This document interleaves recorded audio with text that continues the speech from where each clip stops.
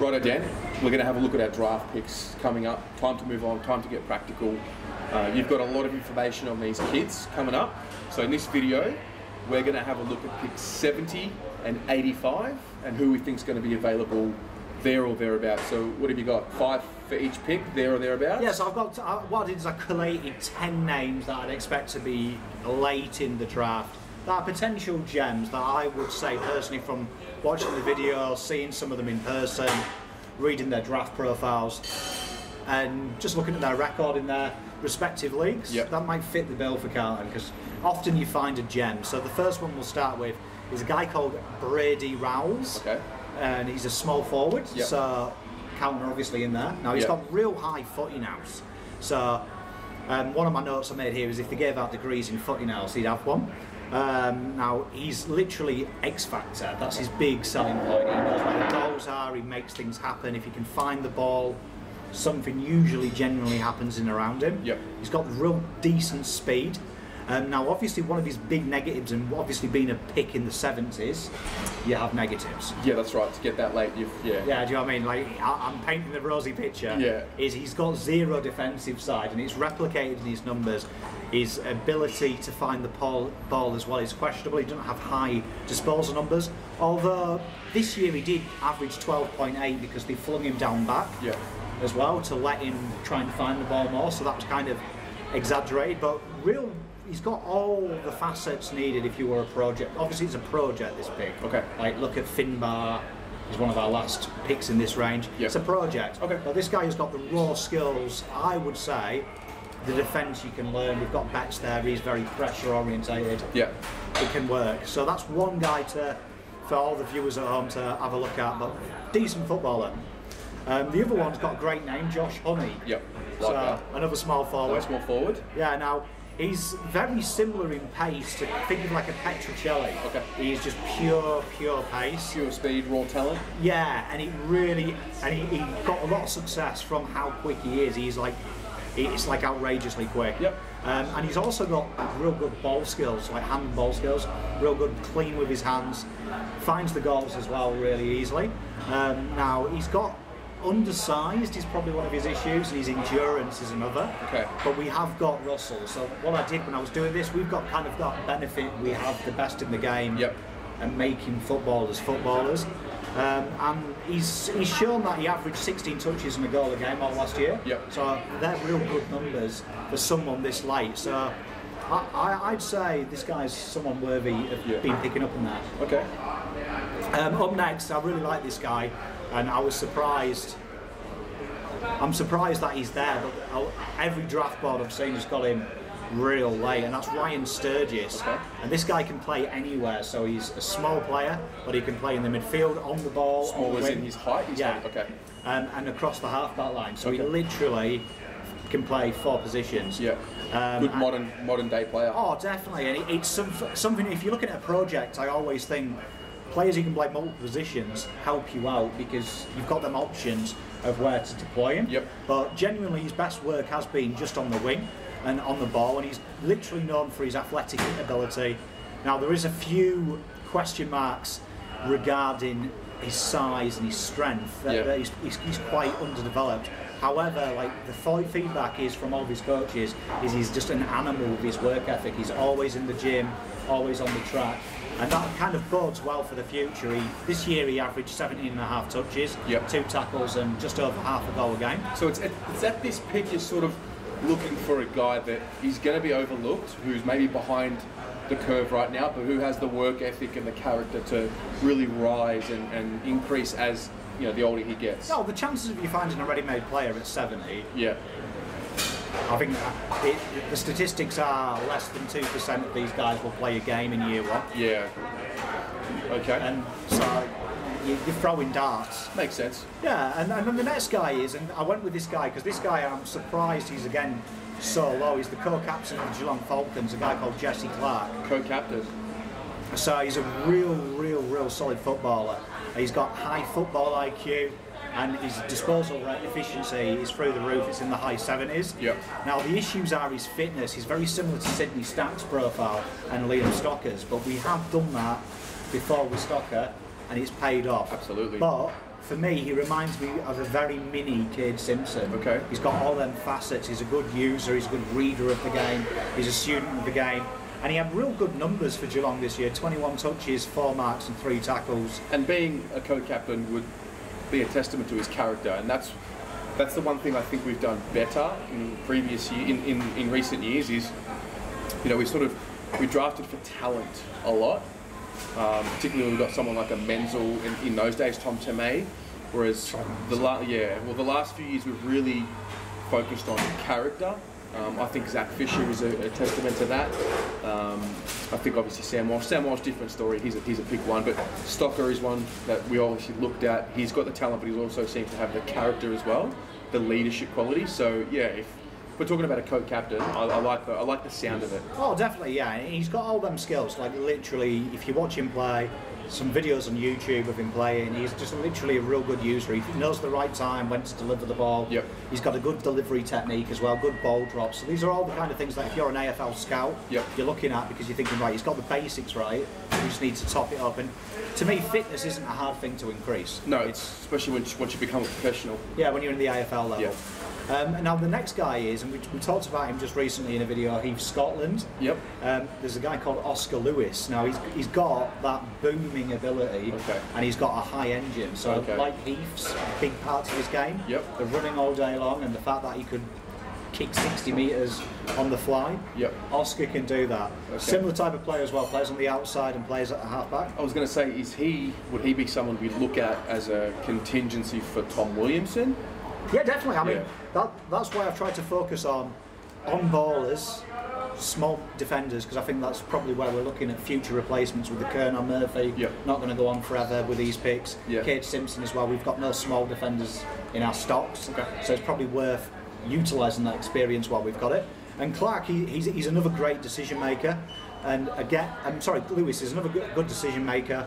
And he can do it both ends of the ground as well. He has been flown up to half forward and he gets the snags.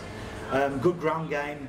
He had a real good vertical leap at testing as well. Yep. So he can mark as well. Now his weakness is his contested side of the game. Yep. And his ability to be knocked off the ball. Again, a lot of these players in this area, they're project players, aren't they? Yeah, undersized.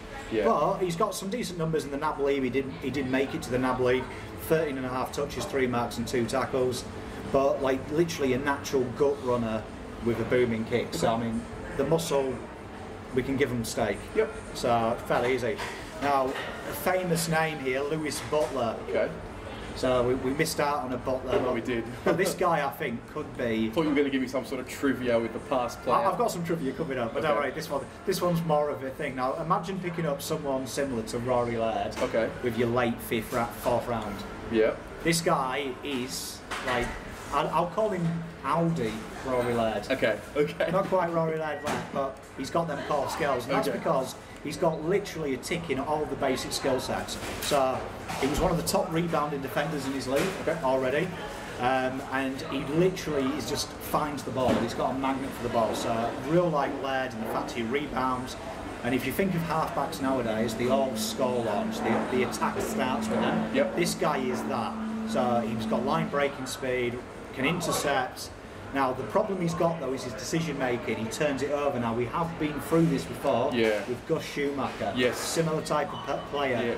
Yeah. Good kid, talented, booming kick, all of that. But yeah, you're right. Decision making. But yeah, and it's kind of the issue. That's the issue. However, he does impact games. He does have the endurance that's required at AFL level.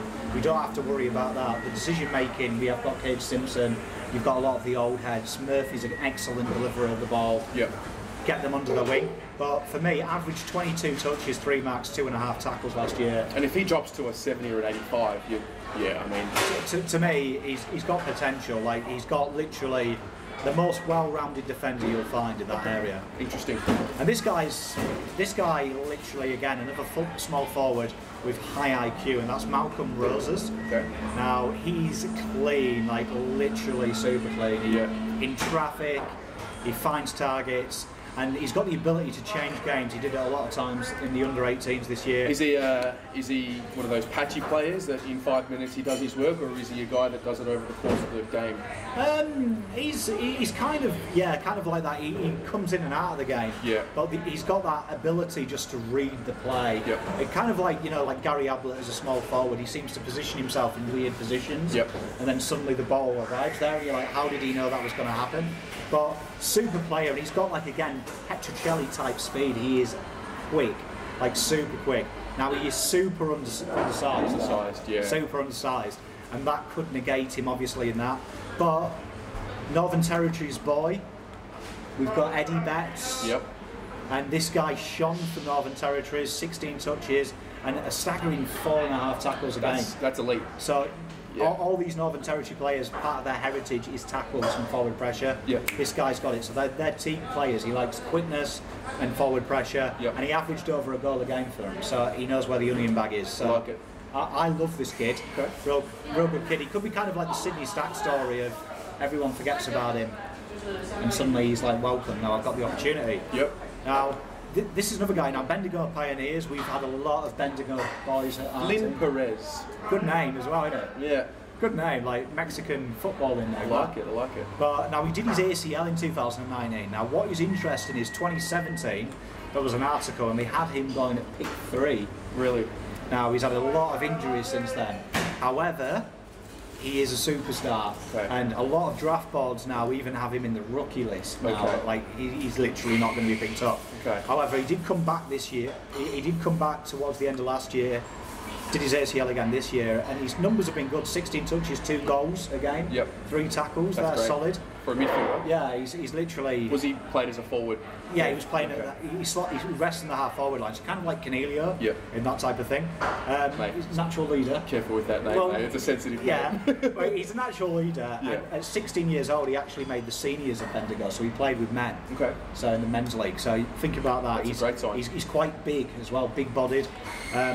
Plays cross half forward, midfield, great pace, like everything you've got. And he's a project player. Like, and I'm thinking, there's a lot of rumours about us picking up Brody Kemp at 9, which we'll come to in a later video. Yep. ACL problems. You can't keep getting lucky with ACL players like Setfield and McDonald. Yeah. Eventually your luck runs out. Yep. But for me, at pick 70, 80, 85. I mean, this kid is class though. Could be a real goer. Okay. I really like him. And we're down to our penultimate 2. Now these are like probably my favourite 2. Lachlan Williams. He is small forward and also plays small forward. Dandenong Stingrays player, and he's really versatile. He excels. His numbers are super good for defence and forward. Yeah, well he plays both. Yeah, so he can play both. He's alternated, and he's showcased his skills this year. He's strong in the air, got fantastic athleticism, real good kick, and he kind of reminds me a bit. I don't like making these comparisons because he's a pick 80, but think of Wakefield, that ability that he's gangly, he can take marks, slot up the top, get goals, real similar to that. Now there's question marks, which I hate this question mark anyway because he's 18, but is he consistent? Can he do it for 4 quarters week in, week out? And historically he hasn't. They do fluctuate. However, 16.5 touches, 2 tackles, a goal a game, 5.6 marks. They're pretty solid numbers. So for me, with 70 and 85, he's a good project player. What would he be more likely to fall to? I reckon 70. I reckon someone will. So if we don't get him with the 70th pick, he's gone, you think? I think so. I think he'll go about early 70s. Okay. And the next one, you'll know this, Solid Len Manton. Archie Manton. Big Archie Manton. And we love basketball. I didn't know he was a basketball convert. Massive basketball. I love a basketball. You want to see him as well. He's built like a fridge. Yeah. But he's got pace. Seen a photo of him. He's got pace.